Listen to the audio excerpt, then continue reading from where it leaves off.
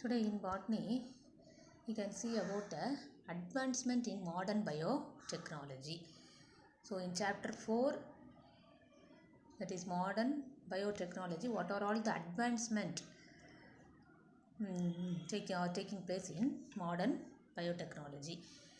First advance, so if you take that modern biotechnology in various fields, for example in genetic manipulation using gene manipulation and protoplasmic fusion techniques, various improvements have been done earlier, that is only in old biological process.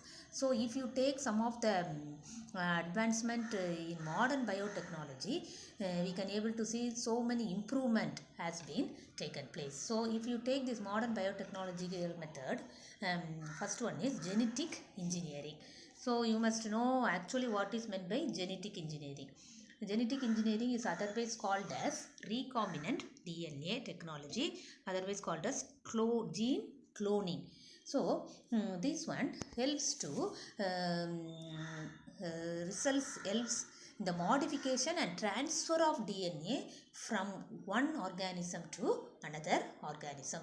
So the main purpose of genetic engineering is the modification and transfer of DNA from one generation to another generation. Usually how this recombination is carried out means artificially using modern technology called recombinant DNA technology, that is only called as rDNA technology.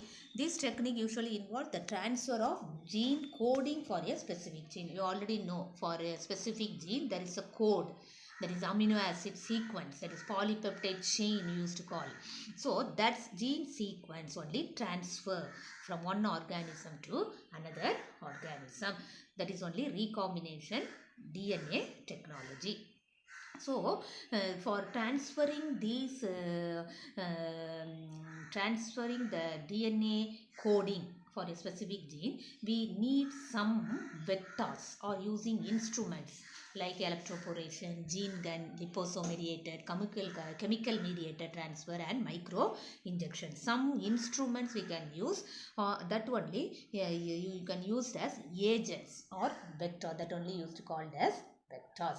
Now we are going to see the steps involved in recombinant DNA technology. This and all actually not included, but briefly you must know that one.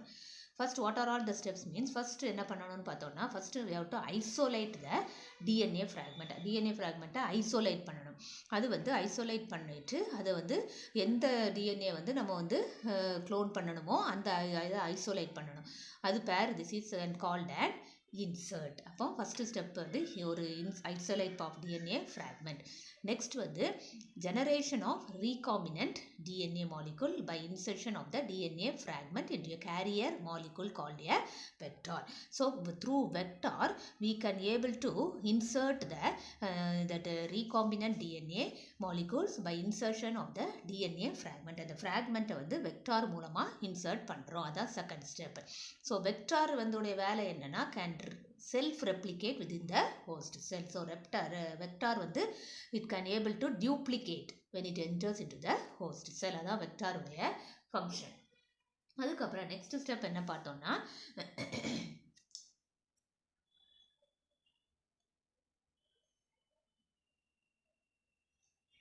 selection of the transferred host cell that is carrying the rRNA and allowing them to multiply. அப்புறம் select host cell select பண்ணி அதில் வந்து என்ன பண்ணணும், எந்த rRNA carry பண்ணுதோ அதை வந்து allow them to multiply, thereby multiplying the rDNA molecule. So rDNA molecule multiply பண்ணுறதுக்கு அதை we have to select the transformed host cell. அதுக்கப்புறம் அடுத்த ஸ்டெப் என்னன்னு பார்த்தோம்னா, the entire process thus generates either a large amount of RNA or a large amount of protein expressed by the insert. அப்போ வந்து after வந்து transform பண்ணோன்னா அது என்ன ஜென்ரேட் பண்ணுது, லார்ஜ் அமௌண்ட் ஆஃப் ஆர்என்ஏவை ஜென்ரேட் பண்ணுது, அது ப்ரோட்டீனை ஜென்ரேட் பண்ணுது. அதுக்கப்புறம் நம்ம பார்த்தோம்னா அடுத்த பாயிண்ட் என்ன பார்த்தா, whenever vectors are not in case vectors வந்து இன்வால்வ் ஆகலைன்னா the gene வந்து என்ன ஆகுது, multiplied by another method called PCR technique. அப்போ அந்த மல்டிபிள் காப்பீஸ் அது வந்து என்ன இன்ஜெக்ட் பண்ணுவாங்க ஹோஸ்ட் செல்லுடைய புரோட்டோபிளாஸ்குள்ளார இன்செக்ட் பண்ணுவாங்க. அது shot into the host cell protoplast by shotgun method. So these are all the various steps involved in recombinant DNA. So if you see the diagram figure 4 பார்த்தோம்னா first bacterial chromosome, அதில் தான் ஒரு plasmid இருக்குது. Plasmid is nothing but the extra chromosome. Plasmid என்னது is nothing but the extra chromosome. அப்போ recombinant DNA வந்து நடத்துகிறப்போ அந்த plastic extra குரோமோசோமை வந்து நம்ம வந்து என்னது ஐசோலேஷன் ஆஃப் பிளாஸ்மிட் DNA அதை ஐசோலேட் பண்ணிடுறோம். அதுக்கப்புறம் அந்த ஜீனை வந்து இன்சர்ட்டட் இன்டு த பிளாஸ்மிட். அந்த நம்ம எந்த ஜீன் நம்மளுக்கு வந்து ட்ரான்ஸ்ஃபர் பண்ணப்படணுமோ அந்த ஜீனை வந்து என்ன பண்ணுறோம் அந்த பிளாஸ்மிட்குள்ளே இன்சர்ட் பண்ணப்படுது. அதான் அப்புறம் தேர்ட் ஸ்டெப் என்ன பார்த்தோம்னா ஃபஸ்ட்டு வந்து இங்கேருந்து வரணும். DNA குரோமோசோம் வந்து ஒரு செல்லுக்குள்ளே இருக்குது. அந்த குரோமோசோம் வெளியே வந்து ஜீன் ஆஃப் இன்ட்ரெஸ்ட் அந்த குரோமோசோம் தான் நம்ம வந்து அந்த பிளாஸ்மிடில் இன்சர்ட் பண்ண போகிறோம். அதுக்கப்புறம் ரீகாம்பினன்ட் பாக்டீரியா வந்து உருவாயிருது. அந்த பாக்டீரியா வந்து உருவானவுடனே அது வந்து என்னது நியூ பாக்டீரியா ஃபார்ம் ஆகுது, ரெப்ளிகேட் ஆகுது. வெக்டார் மூலமாக இட் வில் ரெப்ளிகேட். அப்போ cells clone with gene of interest, identification of desired clone, அந்த வந்து என்னென்ன கேரக்டர் டிசையர்டாக இருக்கோ அதை வந்து ஐடென்டிஃபை பண்ணுது. அதுக்கப்புறம் காப்பீஸ் ஆஃப் ஜீன், பாக்டீரியா வந்து so many copies of gene form ஆகுது.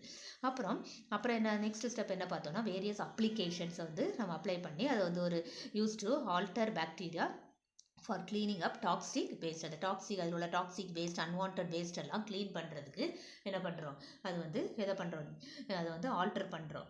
To alter bacteria by cleaning by toxic waste. அதுக்கப்புறம் அது வந்து gene for pest resistant inserted into plant. Suppose வந்து பெஸ்ட் ரெசிஸ்டன்ட் பிளான்ட் வந்து நம்ம உருவாக்கணும்னு பார்த்தோம்னா அதில் வந்து அந்த ஜீனை வந்து இன்சர்ட் பண்ணுவாங்க அந்த பர்டிகுலர் பிளான்ட். இது மாதிரி தான் DNA டெக்னாலஜியில் various steps R involved.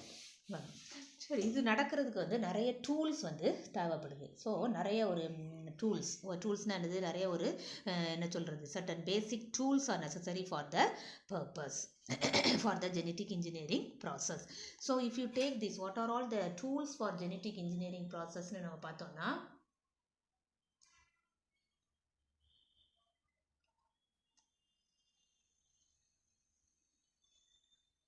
First என்ன டூல்னு பார்த்தோம்னா the basic tools are enzymes, vectors and host organism. These are all the basic requirements for the genetic engineering process. அப்போ வந்து என்னெல்லாம் தேவைப்படுது என்சைம் தேவைப்படுது, vectors, host organism. The most important எந்த enzyme required for genetic engineering or the restriction enzyme. அது மாதிரி DNA ligase இன்னொரு enzyme and alkaline phosphatase. அப்போ 3 enzymes, restriction enzyme, அதுக்கப்புறம் DNA ligase and alkaline phosphate. அப்போ வந்து restriction enzymes என்னன்னு பார்த்தோம்னா otherwise called as restriction endonuclease. அது வந்து எதுக்கு யூஸ் பண்ணுறோன்னு பார்த்தோம்னா it cleaves the DNA into fragments. இது வந்து அது DNA fragments DNA வந்து ஃப்ராக்மெண்ட்ஸாக ஸ்மால் பிட்டாக வந்து கட் பண்ணுறதுக்கு or near specific regulation site எந்த இடத்துல நம்ம DNA வந்து கட் பண்ணணுமோ அந்த 2 பர்டிகுலர் பிளேஸில் வந்து கட் பண்ணுறதுக்கு இந்த DNA இந்த ரெஸ்ட்ரிக்ஷன் என்சைம் அல்லது otherwise called as restriction endonuclease use பண்ணுறது. அப்போ 2 டைப் ஆஃப் ரெஸ்ட்ரிக்ஷன் என்சைம்ஸ் இருக்குது. One is called as exonucleases, another one is called as endonucleases. restriction enzymes or restriction endonuclease அது என்ன பண்ணுதுன்னு பார்த்தோம்னா it cleaves the DNA into fragments at or near specific recognition site. Near பக்கத்தில் உள்ள recognition site வந்து சைட்டில் உள்ள DNA வந்து ஃப்ராக்மெண்ட்ஸாக கட் பண்ணுது. அதான் endonucleases or restriction endonucleases. exonuclease என்ன பண்ணுனா நியூக்ளியோடைடு வச்சிருது. அது வந்து நியூக்ளியோடைடை ரிமூவ் பண்ணுது one at a time from the end of the DNA molecule எண்டில் இருந்து என்ன பண்ணுது அதை வந்து இந்த என்சைம் மூலமாக நியூக்ளியோடைடை ரிமூவ் பண்ணுது. எக்ஸாம்பிள் வந்து பார்த்தோம்னா BAL31 and exonuclease 3 இந்த 2 எக்ஸோநியூக்ளியஸும் வந்து அதை ரிமூவ் பண்ணுறதுக்கு யூஸ் ஆகுது. எண்டோநியூக்ளியஸ் என்சைம்னு பார்த்தோன்னா என்னென்னு பார்த்தோம்னா அது வந்து break the internal phosphodiester bonds. அந்த பாஸ்போடைஎஸ்டர் பாண்ட்ஸ் வந்து பிரேக் பண்ணுது எண்டோநியூக்ளியஸ். அதில் வந்து நிறைய 2 எண்டோநியூக்ளியஸ் உங்களுக்கு கொடுத்துருக்கு. That is HIND2 EcoRI P12 and BAMHI and TAQI. அது இந்த மாதிரி இதெல்லாம் வந்து என்னது எண்டோநியூக்ளியேசஸ் என்சைம். சரி, அப்போ வந்து நம்ம ஆல்ரெடி நான் சொன்னேன் அது வந்து சிசர்ஸ் கட் பண்ணுறதுக்கு DNA ஃப்ராக்மெண்ட்ஸை வந்து கட் பண்ணுறதுக்கு தான் இந்த எண்டோநியூக்ளியஸ் யூஸ் பண்ணுறாங்க.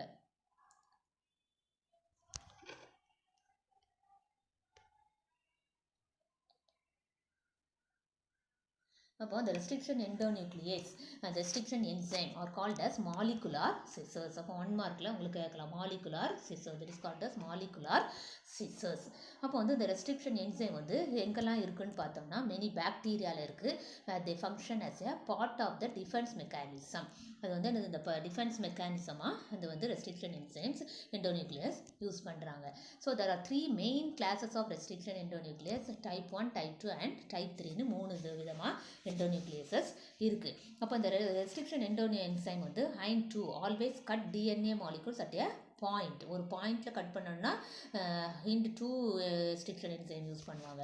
Restriction endonuclease are how they will given the name for the restriction endonuclease mean the first letter of the enzyme indicates the genus name. அது வந்து ஃபர்ஸ்ட் லெட்டர், அந்த எண்டோநியூக்ளியஸோட நேமை பார்த்தோன்னா ஃபர்ஸ்ட் நேம் ஜீனஸ் நேமாக இருக்கும், followed by first 2 letters of the species, then comes the strain of the organism, and finally a Roman numeral indicating the order of discovery. For example, இந்த டேப்லர் காலத்தில் உள்ள நிறைய restriction enzyme கொடுத்துருக்கு, அது எப்படி name பண்ணியிருக்காங்க, அது எந்தெந்த ரெகக்னைசேஷன் சீக்வன்ஸ், அதோட சீக்வன்ஸ், அப்புறம் அது ஃப்ராக்மெண்ட் ஆகி எப்படி அது இந்த ரெஸ்ட்ரிக்ஷன் கட் பண்ணி எப்படி ஃப்ராக்மெண்ட்டாக ஆகுதுன்னு இந்த டேப்லர் காலத்தில் கொடுத்துருக்காங்க. அப்போ ஒரு எக்ஸாம்பிள் பார்த்தோம்னா ஒரு ரெஸ்ட்ரிக்ஷன் என்சைம் இந்த டேப்லெட் காலத்தில் பார்த்தீங்கன்னா உங்களுக்கு புரியும். ஒரு ரெஸ்ட்ரிக்ஷன் என்சைம் ஃபார் எக்ஸாம்பிள் இந்த ஈகோலி ஆர்ஐ. அப்போ வந்து இந்த ஈகோலி பாக்டீரியா இருக்குதுல்ல, அப்போ அதான் ஈகோ. ஆர் வந்து ஸ்ட்ரெயின் டைப்பை குறிக்கிறது, ஆர் வந்து என்னதை குறிக்கிறது, strain type. And the first அது வந்து ஃபர்ஸ்ட் எண்டோநியூக்ளியஸ் டு பி டிஸ்கவர்ட்னால அது வந்து 1. ஆர் வந்து எதை குறிக்குது, that is the strain. E coli bacteria, name of the bacteria E coli, அதனால ஈகோன்னு கொடுத்துருக்காங்க. ஆர் வந்து எதை குறிக்குது, ஸ்ட்ரெயினை குறிக்குது. ஐ வந்து ஃபர்ஸ்ட்டாக டிஸ்கவர் பண்ணதுனால அது வந்து ஐயை குறிக்குது. Okay, so if you take that ஈகோலை ரெஸ்ட்ரிக்ஷன் என்சைம் அதை பார்த்தோம்னா அது 2 டிஃப்ரெண்ட் ஆன்டிபயோட்டிக் ரெசிஸ்டன்ட் ஜீன்ஸும் ஒரு recognition site for several restriction enzymes இருக்குது. It contains 2 different antibiotic resistant genes. ஒரு எண்டோநியூக்ளியஸ் பார்த்தோன்னா ரெஸ்ட்ரிக்ஷன் என்சைமை ஈகோலையை பார்த்தோன்னா அதில் என்ன இருக்குது, 2 different antibiotic resistant gene இருக்குது, recognition site for several restriction என்சைம்க்கும் இருக்குது. அந்த மாதிரி ஸோ அதை பார்த்து அந்த சீக்வன்ஸை நம்ம பார்த்தோன்னா it is generally palindromic which means the sequence in both DNA strand, that is from 5' to 3' எண்டில் பார்த்தாலோ அல்லது 3' to 5' டைரக்ஷனில் பார்த்தாலோ அது என்ன மாதிரி தான் இருக்கும், same in either of the direction. So if you see that one, they are given for example a symmetrical repeated sequence of DNA strand. 5' எண்டில் இது இருக்குது, 3' எண்டில் இது இருக்குது. அப்போ அதெல்லாம் palindromic ரிப்பீட்ஸாக இருக்கும். 2 எண்டில் ப்ரைம் எண்ட்லேயும் பார்த்தாலும் அது வந்து அந்த ஜீன் சீக்வன்ஸ் வந்து எப்படி இருக்குது, ரிப்பீட்டடாக இருக்குது. Base pair in both the direction if you see also will be same. அதான் வந்து இருக்குது, அது palindromic-ஆக இருக்குது. Okay, then the exact kind of அந்த எந்த இடத்துல அது வந்து க்ளீவ் ஆகுது, கட் ஆகுதுன்னு பார்த்தோம்னா அந்த என்சைமாக அது வந்து இம்பார்ட்டன்ட் இந்த design of a gene cloning experiment. ஒரு எக்ஸ்பெரிமெண்ட் மூலமாக எப்படி அதை கண்டுபிடிக்கிறாங்கன்னா அப்போ some cleave both strands of DNA through the centre. அப்போ வந்து சில ரெஸ்ட்ரிக்ஷன் என்சைம் என்ன பண்ணுதுன்னா எப்படி கட் பண்ணுதுன்னா சென்டராக த்ரூ த டிஎன்ஏவில் சென்டராக கட் பண்ணி போகுது. அப்படி கட் பண்ணி போகிறப்போ அது அந்த எண்டு வந்து எப்படி இருக்கும், பிளண்ட் ஆர் ஃப்ளஷ் எண்டாக இருக்கும். அப்போ பிளண்ட் எண்டு ஆர் ஃப்ளஷ் எண்டுனா என்னது, எங்கே க்ளீவ் ஆகுது, கட் ஆகுது டிஎன்ஏ சீக்வன்ஸில், DNA both strands of DNA through the சென்டரில் கட் ஆனால் அது பிளண்ட் ஆர் ஃப்ளஷ் எண்டாக இருக்கும். அதே சமயத்தில் சம் என்சைம் வேறு மாதிரி சில என்சைம் என்ன பண்ணுது, கண்டினியூவே producing protruding and recessed end. Protrude அது வந்து உள்ளுக்கு ஊடுருவி போய் என்னது ரிசர்ச் எண்டுக்கு போய் அந்த எண்டு வந்து எப்படி இருக்கும், ஸ்டிக்கி ஆர் கோகிசிவ் எண்டாக இருக்கும். அது சென்டரில் கட் ஆகி போச்சுன்னா எப்படி இருக்கும், பிளண்ட் ஆர் ஃப்ளஷ் எண்டாக இருக்கும். At the same time when it protruding cut பண்ணால் ப்ரொட்ரூட் பண்ணி நுழைஞ்சி அப்படி போச்சுன்னா அந்த எண்டு வந்து எப்படி இருக்கும்னா sticky or cohesive end. Such end are staggered or asymmetric end ஏசிமெட்ரிக்காக இருக்காது. அது வந்து ரெண்டு எண்டும் ஈவனாக இருக்காது, சிமெட்ரிக்கலாக இருக்காது, ஏசிமெட்ரிக் கட்ஸாக இருக்கும். அந்த ரெண்டு கட்டு கிடைக்கிறது. So 2 other enzymes play an important role in recombinant DNA technology. First வந்து ரெஸ்கிரிப்ஷன் என்சைம்ஸ் பார்த்தோம். அது வந்து they are used as molecular scissors. அதுக்கு அப்புறம் அது போக இன்னும் 2 enzyme, that is DNA ligase and phosphatase. DNA லீகேஸ்னா என்னன்னு பார்த்தோம்னா அது வந்து it joins the sugar and phosphate molecules of the double standard. ஒரு டபுள் ஸ்டாண்டர்டில் கட்டாகி போனப்போ அது வந்து 2 ஸ்ட்ராண்டையும் ஜாயின் பண்ணுற. எந்த குரூப்பை ஜாயின் பண்ணுது? Sugar and phosphate molecules of double standard. அதுதான் உங்களுக்கு டிஎன்ஏ லிகேஸ் ரியாக்ஷன் எப்படி நடக்குது, டிஎன்ஏ லிகேஸ் ரியாக்ஷன் எப்படி நடக்குது. அது வந்து பாஸ்பேட்டையும் சுகரையும் ஜாயின் பண்ணுறது தான் இந்த வந்து டிஎன்ஏ லிகேஸோட வேலை. ஆல்கலின் பாஸ்பேட் என்ன பண்ணுதுன்னா it is a DNA modifying enzyme. அப்போ alkaline DNA phosphate வந்து modifying enzymes. It adds or removes specific phosphate group 5 terminus of double stranded DNA. அப்போ alkaline phosphatase ஓட வேலை என்னது? It adds, either it adds a phosphate group or it removes the specific phosphate group at 5 prime terminus of double stranded DNA. ஒரு double stranded DNAல 5 prime end வந்து அது வந்து 5 prime endல வந்து add ஆகும் அல்லது ரிமூவ் பண்ணும். எந்த ரிமூவ் பண்ணும்? பாஸ்பேட் குரூப்பை ரிமூவ் பண்ணும். அதுதான் இதோடைய வேலை. இந்த டயக்ராம் பார்த்தோன்னா உங்களுக்கு புரியும். Action of alkaline phosphate. அப்போ வந்து இந்த என்னது இருக்குது? ஃபர்ஸ்ட் வந்து என்னது? Plasmid cut open. அந்த plasmid is nothing but extra chromosome which is present in a bacterial cell. அப்போ வந்து அதை கட் பண்ணி டிஎன்ஏ லிகேஸ் மூலமாக ஜாயின் பண்ணிடுறாங்க. அப்போ வந்து என்னது? திரும்ப செல்ஃப் லிகேஷன் நடந்து ஆல்கலின் பாஸ்பேட் வந்து the presence of alkaline phosphatase enzyme அது வந்து என்ன பண்ணுது? alkaline phosphatase either add or it removes the phosphate group remove பண்ணி அது வந்து with help of DNA ligase ஓட வச்சு சுகரையும் பாஸ்பேட்டையும் திரும்ப ஜாயின் பண்ண வைக்குது. இதுதான் the alkaline phosphate வேலை. Okay, so with that we have finished about the genetic engineering and the various tools of genetic engineering.